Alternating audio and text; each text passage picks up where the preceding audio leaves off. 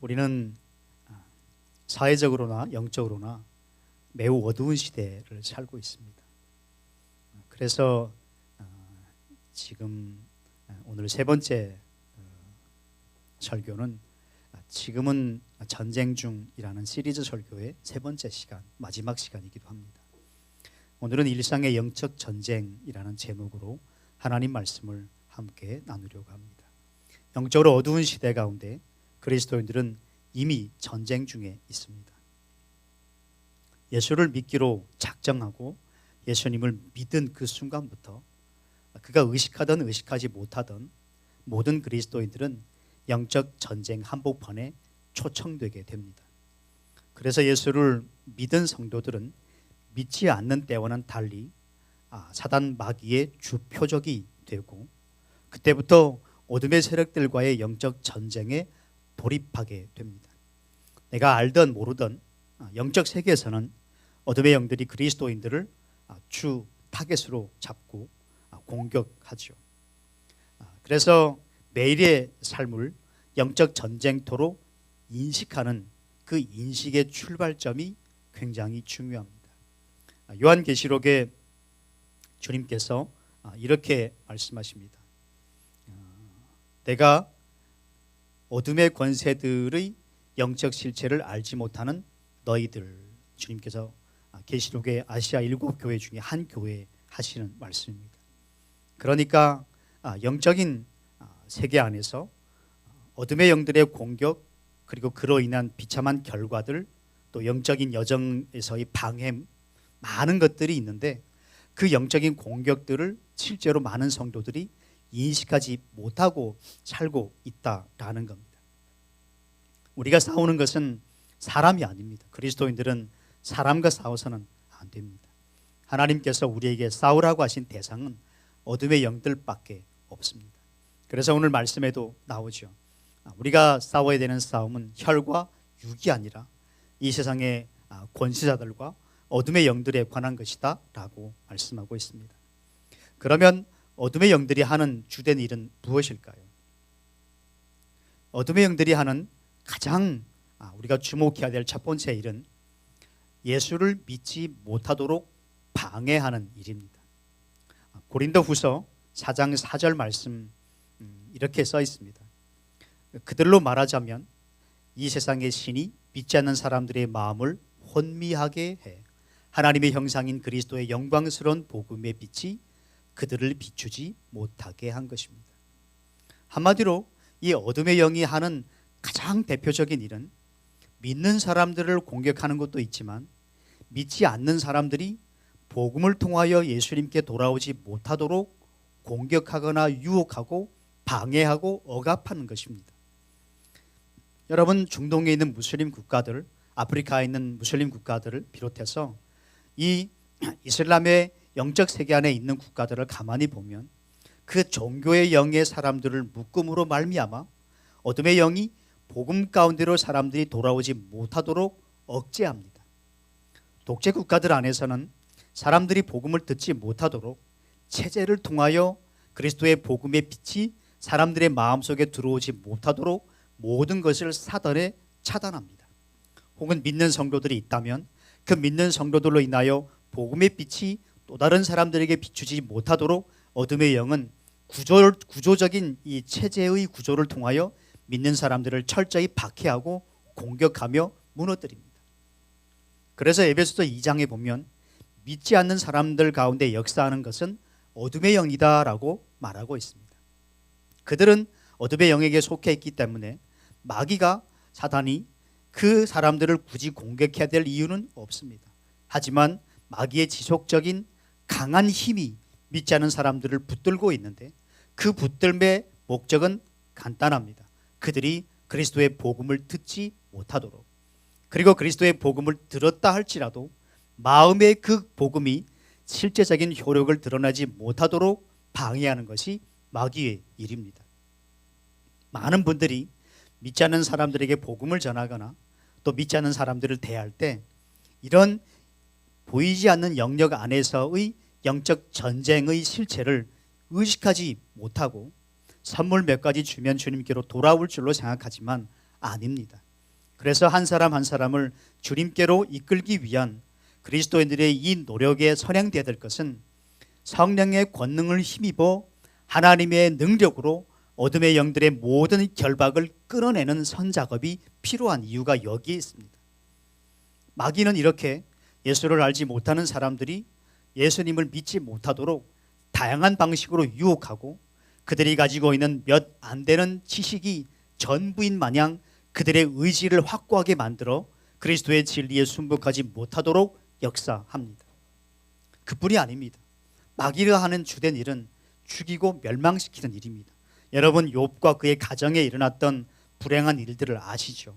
하나님이 물론 허락한 일이지만 욥에게 온갖 질병을 일으키고 그리고 그의 자녀들이 다 죽게 만들고 재산이 하루아침에 전부 다 재산을 날아가게 만든 것이 악한 사단이었습니다. 마귀는 이와 같이 재산적 손실뿐만 아니라 질병을 일으키기도 하고 또 가정을 무너뜨리기도 하고 관계를 깨뜨리기도 합니다. 그리고 마귀는 그 모든 책임을 사람들이 하나님께 돌리도록 이간질합니다. 하나님이 살아계시면 어떻게 이런 일이 있을 수 있냐? 그러니까 하나님이 안 계시는 거야.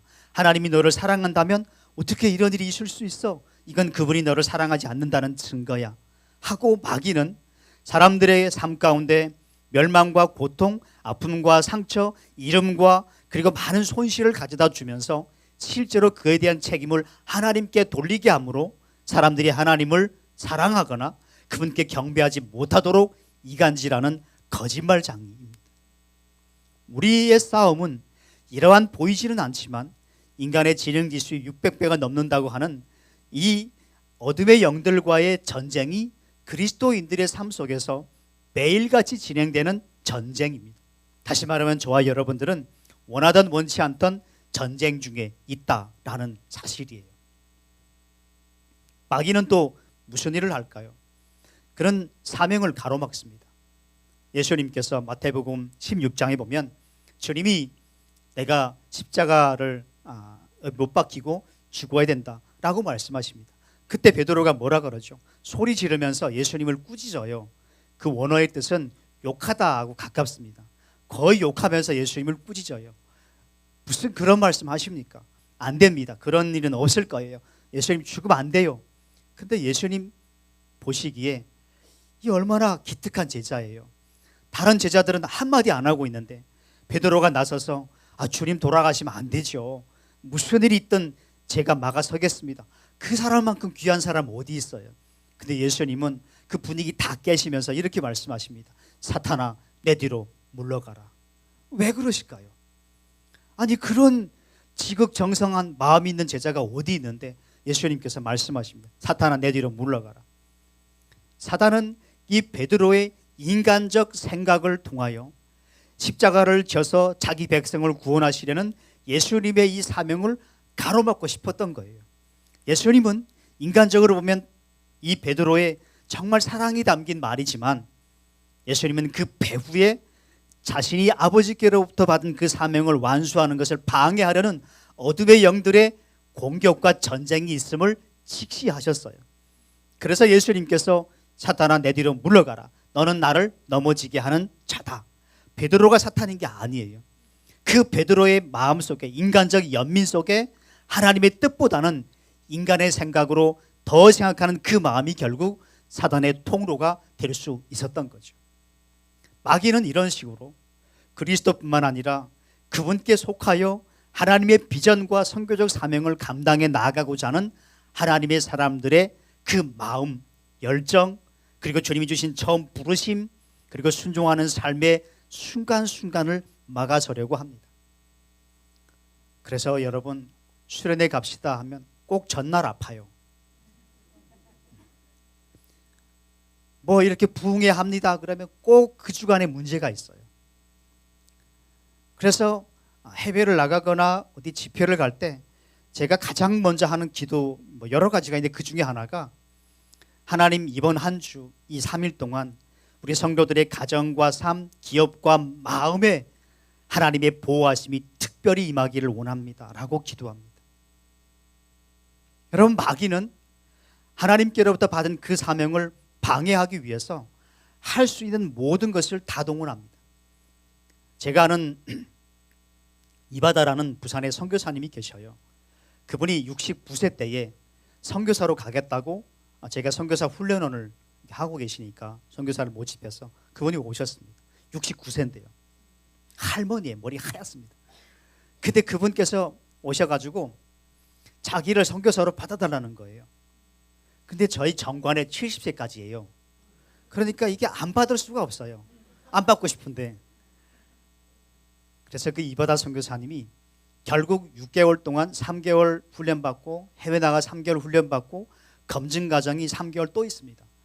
한 9개월 되면 이제 패스되면 선교사로 위임을 받게 돼요. 결국에는 태국으로 다 가셨어요.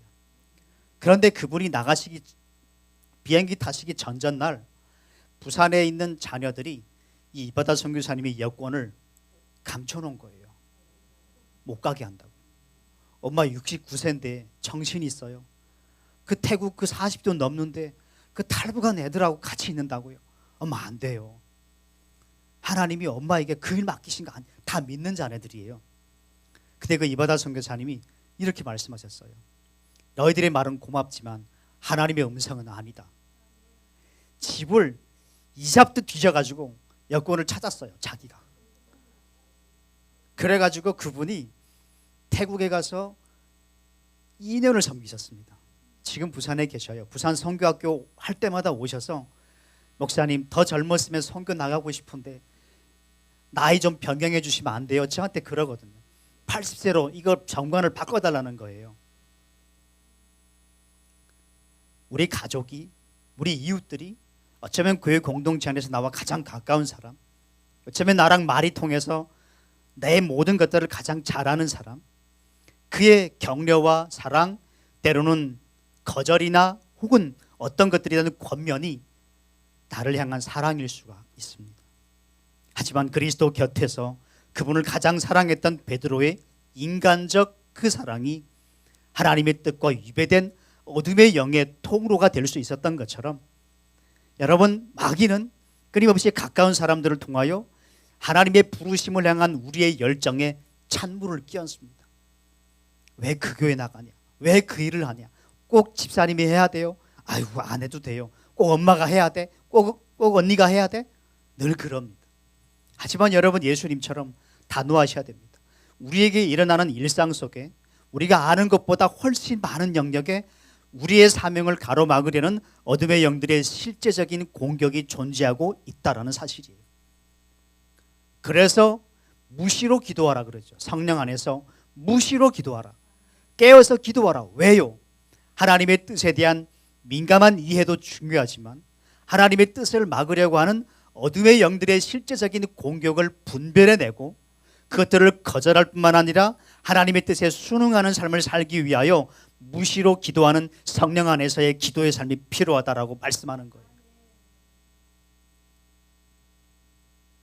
마귀는 연약한 이들의 믿음을 무너뜨리는 일을 합니다. 그런데 오늘 이 시대의 사단이 믿음의 사람들을 시험에 빠지게 하고 영적 침체에 오게 하며 사람들을 무너뜨리는 그 주된 방식이 거의 공통적이에요. 여러분, 마귀가 주로 어떤 것을 통해서 믿음의 사람들의 믿음을 무너뜨릴까요? 사명의 길에서 끌어내릴까요? 해야 될 일을 하지 못하게 할까요? 어떤 일을 통해서 마귀가 주로 우리 안에 있는 구원의 기쁨과 감사를 마귀가 훼손할까요? 마귀가 쓰는 방법은 주로 이겁니다. 사람들의 말을 통해서 주로 우리를 침체에 빠지게 만듭니다. 여러분, 목사님이 설교 잘 못해서 저는 교회 옮기겠습니다. 아마 10명 중에 글쎄요 한 3명 있을 수 있어요. 우리나라 조국 교회에. 그렇지만 대부분의 성도님들이 교회 옮기는 이유, 빚에서 옮깁니다. 이런 사람 있나요? 없습니다. 의자가 불편해서 옮겨요. 있나요? 없어요. 없습니다. 밥이 맛이 없어요. 옮기나요? 안 옮깁니다. 교회가 작아요. 옮기나요? 아니에요. 크든 작든 사람들이 믿음의 침체에 빠지고 은혜에서 미끄러지는 이유는 대부분 하나입니다. 누군가의 말 때문이에요. 누군가의 눈빛 때문입니다. 마귀는 주로 성숙하지 못한 혹은 자아도취 혹은 영적 교만 혹은 경계선을 가득 가지고 있는 미성숙한 한 사람의 말을 통하여 주로 연약한 사람들의 믿음을 무너뜨리고 공동체와 하나님의 부르심에 대한 그들의 신뢰를 허물어 버려요. 이게 마귀가 쓰는 주된 전략이에요. 우리가 그러한 사탄을 이길 수 있을까요? 수천 년 전부터, 창세 때부터, 아담과 하와부터 시작하여 수천 년이 지나도록 수많은 사람들을 무너뜨려 본 경험이 있는 사단은 이미 어떻게 할 때 우리가 무너진다는 것을 경험과 지식을 통하여 훤히 꿰뚫고 있습니다. 그런 어둠의 영의 막강한 영적인 지식과 그리고 능력들을 우리 개인의 능력으로 이기는 것은 불가능합니다. 사실은 불가능해요. 그러나 분별할 수는 있죠. 마귀의 간괴, 체계적인 논리적인 역사를 간계라 그러는데, 마귀가 우리를 무너뜨리기 위해서 체계적으로 그리고 점진적으로 그리고 계획적으로 우리의 삶 가운데, 우리의 마음 가운데 역사하여 무너뜨리는 겁니다. 간단하게 보실래요? 처음에는 작은 죄에 우리가 죄를 지었어요. 회개합니다. 내가 마음이 불편해요. 어떤 것이 하나님께 순종하지 않아서 마음이 불편합니다. 그래서 회개합니다. 그런데 그 다음 주에 똑같은 죄를 다시 지어요. 근데 회개하는데 그 전주만큼은 그렇게 애통하진 않아요.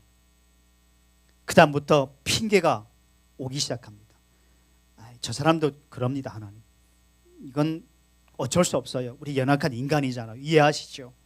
한쪽으로 후회하지만 한쪽으로 합리하면서 그 죄는 점점 그 크기와 그 횟수가 많아집니다. 마귀는 작은 것부터 우리의 마음이 죄에 대하여 타협하거나 양보하게 함으로써 우리로 하여금 죄에 길들어지도록 작은 것부터 우리를 공격합니다. 시간이 지나면 그 죄를 짓기에 담대한 마음이 되어 결국에는 죄를 지을 때 어떠한 양심의 꺼리낌도 없고 하나님의 임재 앞에 있다는 사실도 망각한 채 그 죄에 대한 무뎌진 마음으로 죄를 짓기에 담대해져요. 마귀는 작은 미끼를 통하여 그리스도인들의 약점 혹은 강점을 파고들어 그들이 점점 영적으로 무너지도록 체계적으로 계획적으로 우리 삶 가운데 역사합니다.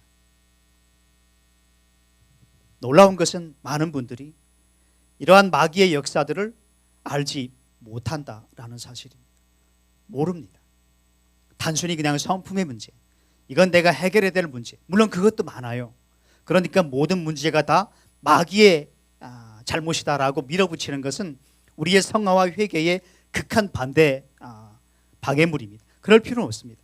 하지만 일상의 삶 속에서 영적 전쟁터 한복판에 있는 것은 분명하고 우리가 알지 못하는 많은 영역 안에서 우리를 무너뜨리기 위한 마귀의 실제적이고 계획적인 공격들은 꽤 많다라는 겁니다.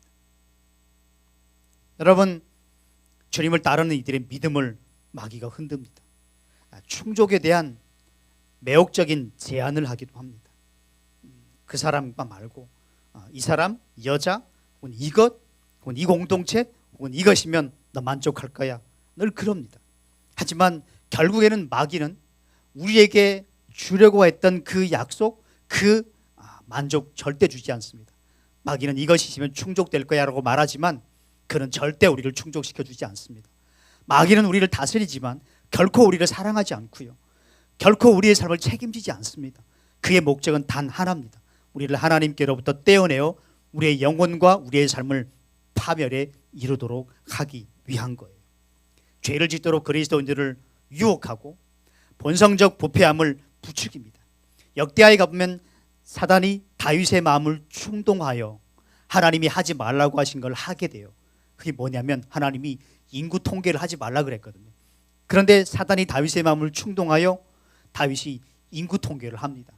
내게 얼마나 많은 백성이 있는지 한번 다 통계해서 한번 이렇게 하고 싶었던 거예요.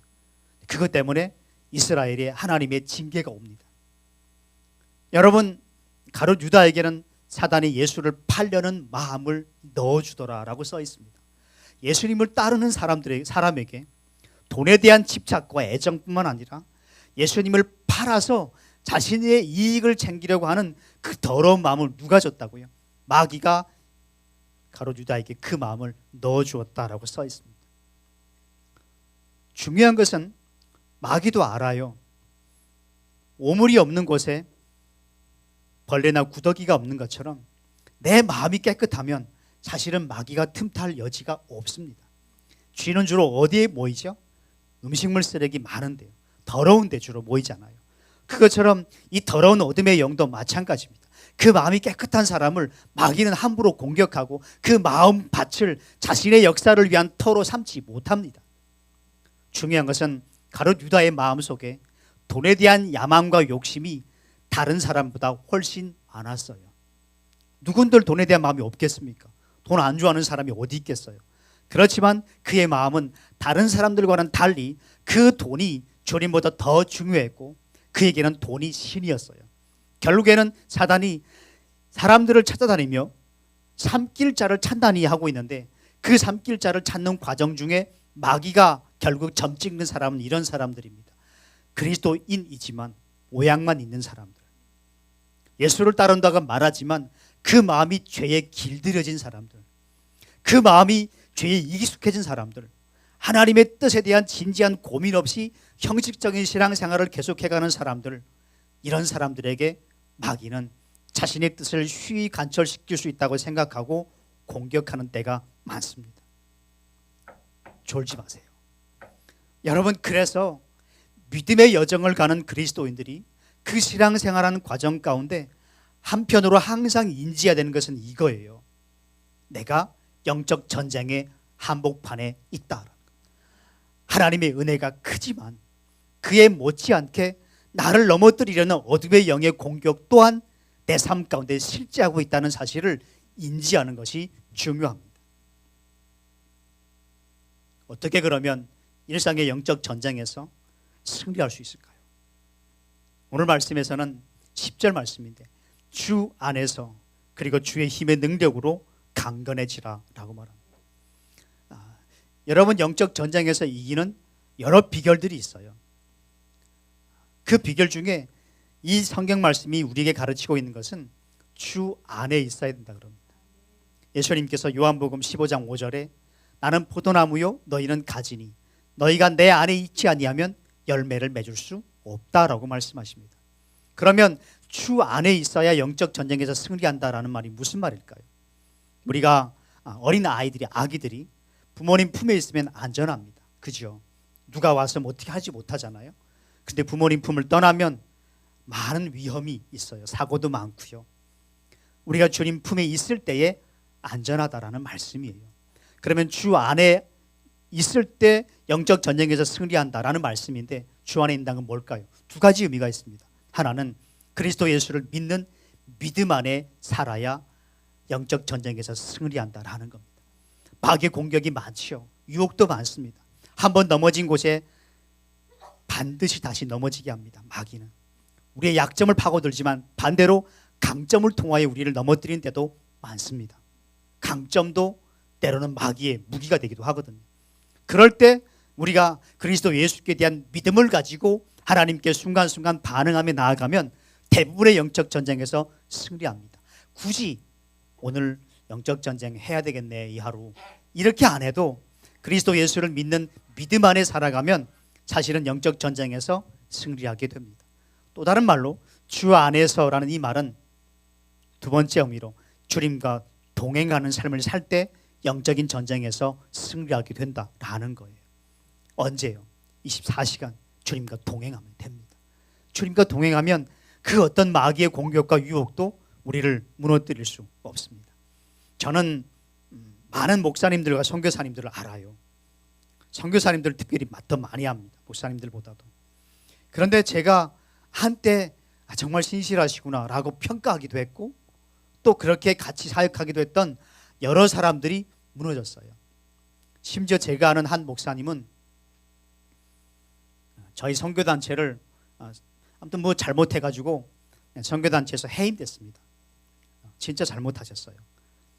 근데 그분이 고용노동청에다가 고소를 했습니다.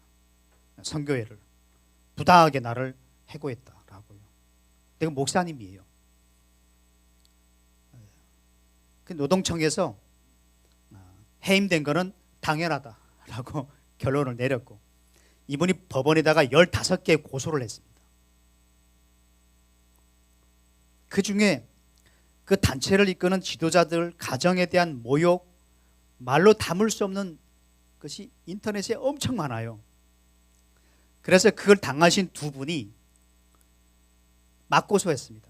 그 목사님은 단체에 15개 고소를 하고 그 단체 안에 있던 두 분이 너무 속상하니까 고소를 2개를 고소한 거예요.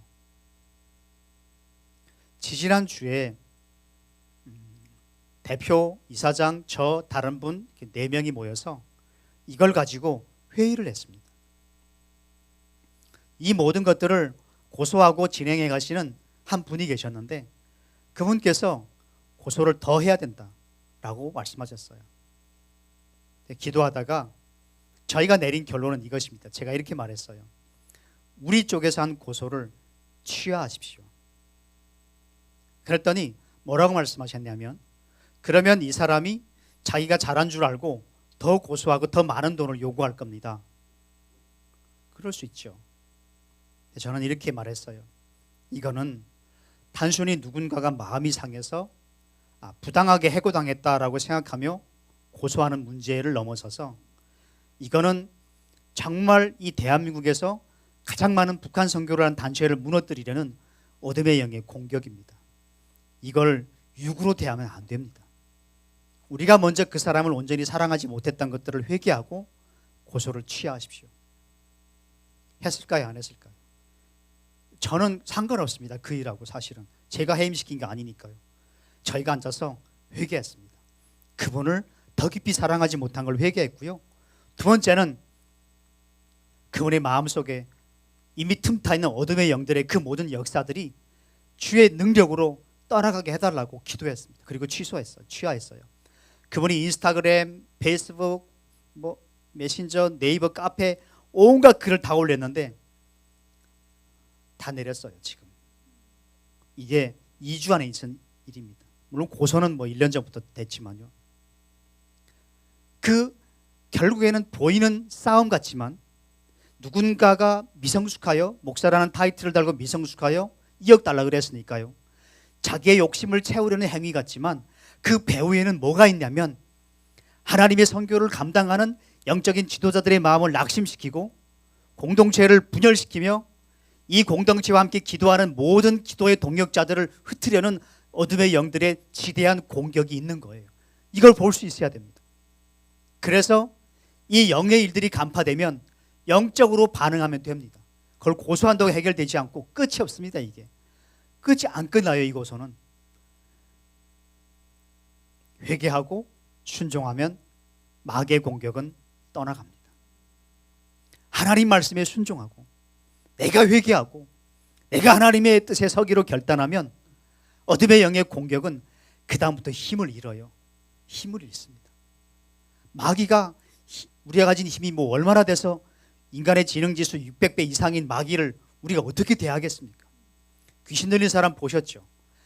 제가 중국에 있을 때 축사 사역을 많이 귀신 들린 사람들을 많이 쫓아낸다고 다녔는데 장정 4명도 할머니 한 분을 억제하지 못해요. 아십니까?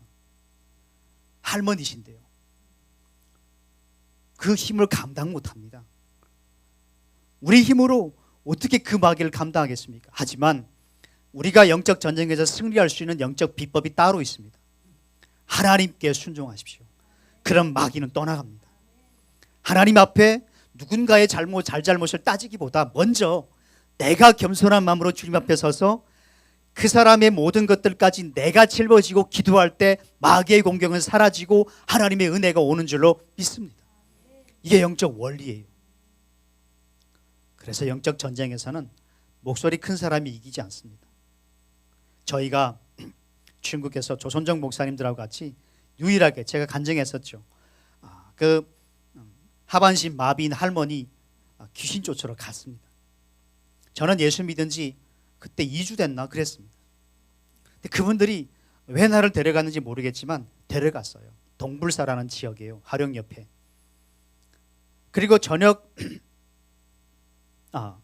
7시부터 기도했어요. 근데 그 목사님들이 저한테 말씀하셨어요. 너 기도 열심히 안 하면 그 할머니 귀신이 나와서 너한테 들어간다 그래가지고 정말 죽기 살기로 기도했어요. 뭐 나올 수도 없으니까요, 그 자리에서. 근데 그때 새벽 2시에 제가 방언을 받았고, 근데 10시쯤에 그 할머니가 이중인격인데요, 귀신 들린 사람들이 뭐라 그런지 아십니까? 소리도 그 할머니 목소리가 아니고 이상한 목소리로 내가 나갈 줄 아냐? 그래요. 약으로 버틴 줄 알아라. 그래요. 약으로 이 할머니가 버텨왔다고. 내가 나갈 줄 아냐? 몇 년 있었는데 나가? 안 나가. 좀 있다가 나 나갈게. 그럼 또 기도 안 하잖아요. 또 놀려요. 거의 갖고 놉니다, 목회자들을. 근데 이분들이 계속 찬양하고 기도하고 찬양, 목소리가 다들 얼마나 큰지. 근데 제가 그랬어요. 회개하고 기도해야 되지 않을까요? 그때 김철령 목사님이 거기 계셨는데 김철령 목사님과 우리 모두가 회개했습니다. 이 할머니 안에 있는 상처를 하나님이 치료해 주시고, 동시에 마귀가 머물 만한 그 요소들을 하나님이 제거해 주십시오. 이 할머니도 회개해야 되고요, 저희도 회개합니다. 그리고 하나님 앞에 눈물로 기도했을 때 새벽 4시에 귀신이 완전히 나가고 할머니가 완전히 치유됐어요. 완전히 치유됐습니다. 하나님께 순종하라. 그리하면 마귀는 우리 앞에 굴복한다. 여러분, 인간적으로 대하지 마십시오. 우리 삶 가운데 일어나고 있는 많은 문제들 가운데 어둠의 영의 관계를 파괴하고 어둠의 영이 그 사이에 비집고 들어와서 우리의 아름다운 관계를 깨뜨리려고 시도하는 시도들이 생각보다 훨씬 많아요. 교회, 가정, 부부, 자녀 마찬가지입니다.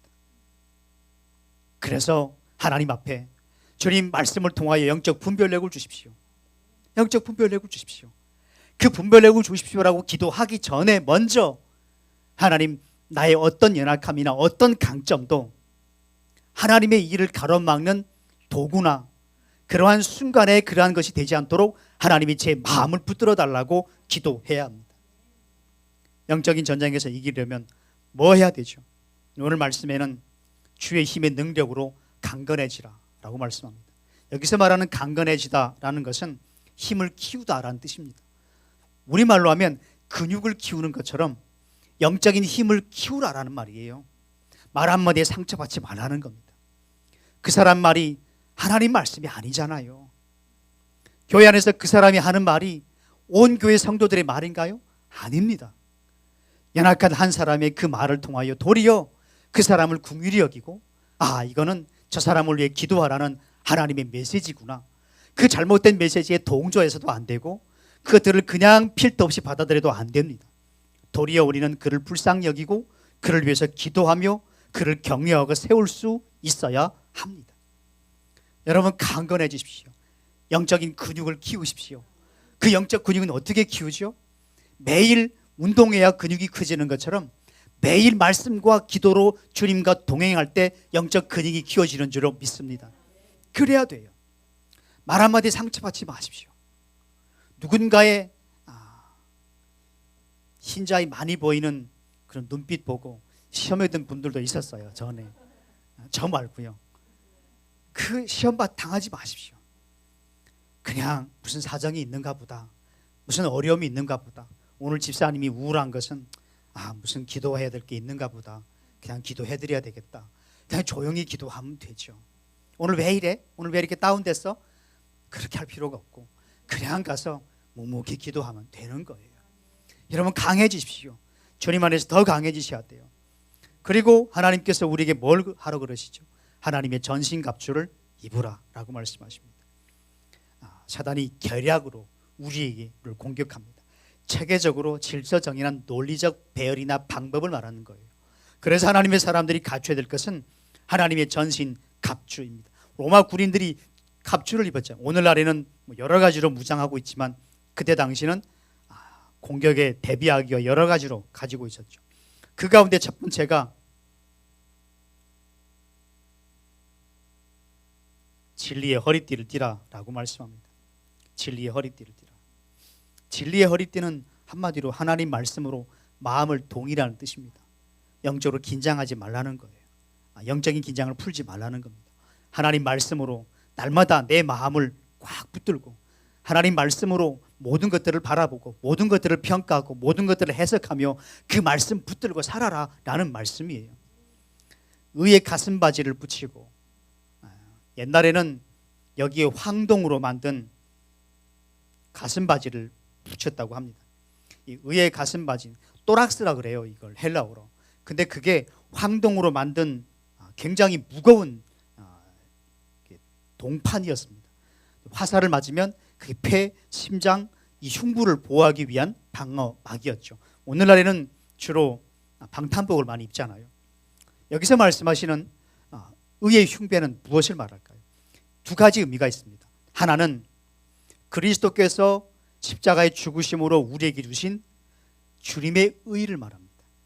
왜 이 하나님이 우리에게 주신 의가 필요하냐면 마귀가 주로 우리를 넘어뜨리고 공격할 때 이 방법을 많이 씁니다. 너 그러고도 하나님의 자녀 맞아? 저에게도 그럽니다. 너 그러고도 목사야? 넌 그 말하고도 넌 설교할 자격이 있다고 생각하냐? 어떤 주는 진짜 설교 안 하고 싶은 때가 있어요. 요즘은 제가 집에서 실수하는 때가 별로 없지만 이전에 정말 실수를 많이 하고 화도 내기도 하고 막 그래가지고 그때면 우리 아내랑 아이들이 딴 교회 다녔으면 좋겠다라고 생각했던 적이 여러 번 있었어요. 그 주간에 설교하는 건 진짜 어려워요. 근데 그때마다 드는 마음이 뭐냐면 너 그러고도 목사냐?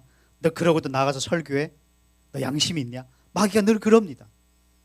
우리가 잘못했을 때, 실수했을 때, 순종하지 못했을 때, 누군가를 미워했을 때 마귀가 뭐라 그러죠? 너 기도하면 들어줄 것 같아? 네가 그러고도 하나님께 나아간다고? 네가 그러고도 집사냐? 네가 그러고도 권사냐? 네가 그러고도 목사냐? 그때 우리에게 필요한 게 뭐죠? 마귀가 이렇게 우리에게 하나님의 사랑, 그분에 나아갈 자격에 대한 의심의 화살을 쏠 때에 그걸 막을 수 있는 것은 이겁니다. 그래, 내가 실수했어. 내가 넘어졌어. 내가 죄를 지었어. 그렇지만 예수님께서 나를 위해 죽으심으로 하나님이 그 누구도 훼손할 수 없고 빼앗을 수 없는 영원한 의를 내게 주셨어. 나는 의로운 하나님의 자녀야. 그래서 나는 내 연약함에도 불구하고 하나님께 나아갈 수 있거든. 이게 지금 여기서 말씀하시는 의의 흉배입니다. 우리에게 이게 있어야 된다는 거예요. 또 한 가지 의의 흉배는 이겁니다. 아무리 내가 예수의 피로 의롭다함 받은 하나님의 자녀라는 이 믿음의 인식이 내 안에 가득하다 할지라도 삶이 뒷받쳐주지 않으면 우리는 자주 넘어져요. 하나님께 용기를 내어 나가기 어렵습니다. 그래서 의의 흉배는 동전의 양면처럼 두 가지가 다 있습니다. 하나는 그리스도를 통해 우리에게 주신 영원한 의로움을 믿음으로 간직하고 선포하며 사는 것과 동시에 의의 자녀로 우리의 행실이 예수님 말씀대로 살아내는 거예요. 이 두 가지가 있을 때 마귀가 공격할 빌미를 주지 않게 되고 어떤 공격이 온다고 할지라도 우리는 그 모든 것들을 방어해낼 수 있게 됩니다. 사랑하는 여러분, 의의 흉배를 어떻게 하라고요? 날마다 붙이라. 날마다 붙이라. 선포하십시오. 나는 예수의 피로 영원히 의롭다함 받은 의의 자녀다. 이걸 선포하셔야 돼요. 어둠의 영들이 공격할 때 그 어둠의 영웅 자체를 공격하면 실패합니다. 우리가 주목해야 될 것은 예수님이고 그분이 십자가를 통해 우리에게 주신, 우리에게 하신 일들인 줄로 믿습니다. 또 다른 게 뭐죠? 평화의 복음의 신을 신으라 라고 말씀합니다. 신발이 멀리 가게 만들고 뛰게 만들고 우리가 모든 활동의 기초가 신발이에요. 복음의 신발을 신으라는 것도 역시 두 가지 큰 의미가 있습니다. 하나는 복음이 모든 것의 기초가 되도록 복음으로 철저히 무장하라는 말씀이고, 두 번째는 복음을 전하는 전도자의 삶을 살아라라는 거예요. 세상에서 가장 무기력한 그리스도인은 전도하지 않는 그리스도인이고, 신앙의 최고봉에 오른 그리스도인은 특징이 두 가지입니다. 하나는 하나님을 즐거워할 줄 아는 그리스도인이고, 두 번째는 복음을 전하는 그리스도인이에요. 이 두 가지를 다 누리는 사람이 신앙의 최고봉에 도달한 성도입니다. 사실은 차익의 크기와 상관없이. 왜 하나님께서 복음을 전하는 것을 하나님의 전신갑주 중에 하나로 넣으셨을까요? 마귀가 가장 많이 하는 일이 아까 서두에 뭐라고요? 믿지 못하게 하는 겁니다. 복음을 방해하는 일이에요. 그런데 복음을 전한다 하면 그 사람은 벌써 뭘 가진 사람이죠? 구원의 확신, 하나님의 사랑, 영혼에 대한 뜨거움, 복음에 대한 감격, 그리고 영혼에 대한 열정, 성령의 능력 가진 사람이에요. 그래서 복음을 전하는 사람을 마귀가 제일 무서워합니다. 제일 꺼려하는 사람이 전도하는 전도자예요. 왜냐하면 그들에게는 성령의 권능이 있기 때문이고, 그들은 이미 영적 강자의 단계에 오른 사람들입니다. 그래서 마귀는 그냥 사역하는 사람들은 별로 무서워하지 않지만 복음을 전하는 전도자들을 가장 무서워하고 그들을 경계합니다. 경계해요. 우리가 사단이 공격할 수 있는 그 모든 빌미들을 찾고 그것들을 차단하고 그것들을 방어하는 것도 좋지만 복음을 전하는 믿음의 전도자로 주님 앞에 설 때 우리 영은 강해집니다. 복음을 전할 때 우리는 성령 충만하게 되고 복음을 전할 때 그렇지 않은 자기 삶에 함몰된 그리스도인들보다 복음을 전하는 성도는 훨씬 기도의 양과 깊이가 남다릅니다. 마귀는 이런 사람들을 두려워해요. 여러분, 그래서 전도자의 삶을 살아야 합니다. 네 번째는 믿음의 방패. 믿음의 방패를 가지라. 어떤 믿음일까요? 주님이 나를 위해 죽으셨고 부활하셨으며 다시 오시며 하나님이 나와 함께 하시고 주님이 나를 붙들어주고 계신다. 그분의 약속은 성취된다. 이 믿음의 방패를 가지고 살아라. 구원의 투구도 있어요. 구원받은 확신을 가지고 살아라 라는 겁니다. 사랑하는 여러분, 마지막에 주님께서 우리에게 요구하시는 것은 성령의 검 곧 하나님의 말씀입니다. 주님의 말씀은 우리를 새롭게 합니다. 그 말씀은 우리를 침체에서 벗어나게 만들고 그 침체는 분별력을 가져옵니다. 그 하나님의 말씀은 우리로 하여금 영적으로 견고해지도록 우리의 영적 근육을 강화시켜 주십니다. 그 말씀은 우리에게 소망을 주고 그 말씀은 우리의 방향을 제시해 주며 그 말씀은 우리에게 능력을 또한 제공하여 줍니다. 그러므로 하나님 말씀을 날마다 읽으십시오. 아침마다 하는 우리 동행기도 하고 계시죠. 읽으십시오. 들으십시오. 기도하십시오. 그러면 여러분이 굳이 영적 전쟁을 의식하지 않아도 매일 알지도 못하는 사이에 영적 전쟁에서 계속하여 승리하게 되는 줄로 믿습니다. 이게 비법이에요. 놀라운 것은 하나님의 전신갑주에는 뒤가 없어요. 뒤에는 아무것도 없습니다. 그럼 이게 뭐죠? 로마의 군인들이 전쟁할 때 적군이 둘러싸면 군인들이 동그랗게 서거나 혹은 등과 등을 맞붙이고 칼을 들고 이렇게 돌아가면서 적군을 대항했어요. 뒤는 하나님이 봐주시지만 동시에 믿음의 동력자들의 기도와 격려, 함께함이 필요한 영역입니다. 여러분, 다른 사람의 등이 보이지 않도록 여러분이 그 등을 막아주시기를 바라요. 다른 사람의 약한 면들이 보이지 않도록 여러분이 기도로, 사랑으로, 격려로, 또 도움으로 그 등을 막아주셔서 정말 마귀가 틈탈 곳이 없이 완전 무장된 하나님의 공동체로 주님의 비전을 이루어갔으면 좋겠습니다. 주께서 마지막에 이렇게 말씀하십니다. 성령 안에서 깨어서 기도하라. 결국에는 영적 전쟁에서 이기는 비결은 크게 네 가지입니다. 순종과 사랑이고요, 말씀과 기도예요. 이 네 가지를 일상 속에서 늘 하고 있으면 문제될 게 없습니다. 사랑하는 여러분, 우리는 영적 전쟁 중입니다. 마귀는 우리 교회를 싫어합니다. 진짜예요. 마귀는 70년 넘게 분단된 이 상황 속에서 남과 북의 각각의 우상들을 통하여 하나님 대신 자기가 영광을 받아왔습니다.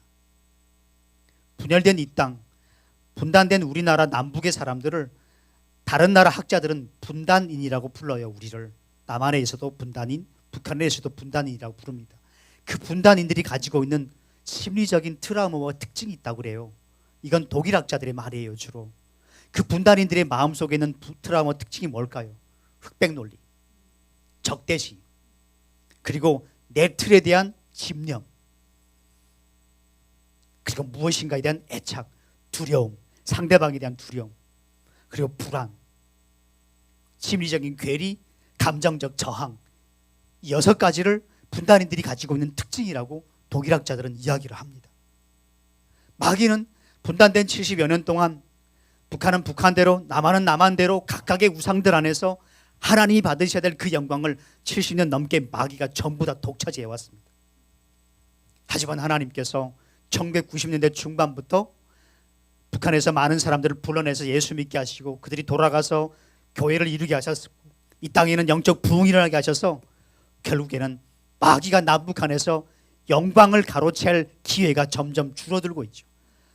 마귀는 남과 북이 서로 대립하고 대적하고 문화적인 우월감과 열등감 속에 서로를 미워하며 적대시하며 분열되어 살기를 오랫동안 꿈꿔왔고 그 일을 위해서 악한 정권을 세우기도 하고 해왔어요.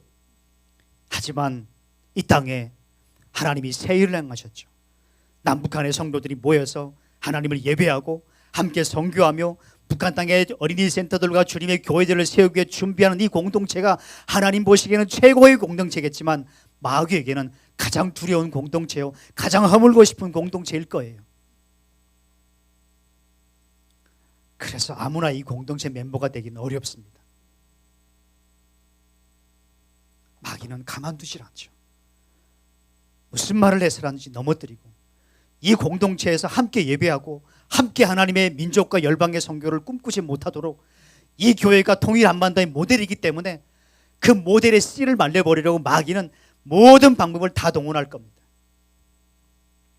그래서 우리 교회가 더 깨어 있어야 되고, 그래서 우리가 하나님이 주신 이 소중한 것들을 지키기 위하여 더 회개하고 순종하고 사랑하고 말씀 붙들고 기도해야 되는 줄로 믿습니다.